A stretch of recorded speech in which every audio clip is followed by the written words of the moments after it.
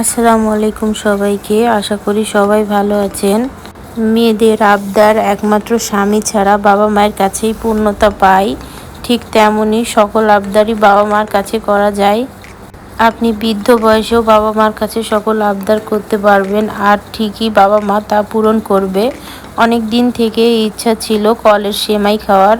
তো সাথে সাথে বাবার বাসায় গিয়ে মাকে বললাম কলের সেমাই বানানোর কথা। এই যে দেখুন, মা কিন্তু ঠিকই কলের সেমাই বানানো শুরু করে দিয়েছে।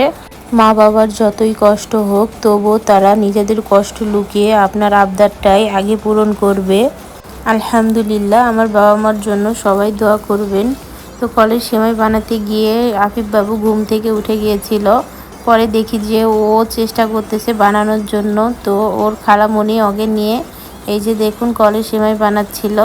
সেমাই বানানোর শেষে আমরা এগুলো রোদে দিয়েছিলাম। রোদে দিয়ে এগুলো একদম মোচমোচে করে শুকিয়ে নিতে হবে। এই সেমাইটা সম্পূর্ণই হাতে বানানো। এটা বানাইতে যেমন কষ্টের, খেতেও তেমনই সুস্বাদু। আপনি একবার খেলে তবে এটার মজা বুঝবেন। আমাদের এখানে এই সেমাইটাকে কলের সেমাই হিসেবেই সবাই চিনে। আফিফ বাবু ঘুম থেকে উঠে যাওয়ার জন্য আমি সেমাইটা বানাতে পারছিলাম না।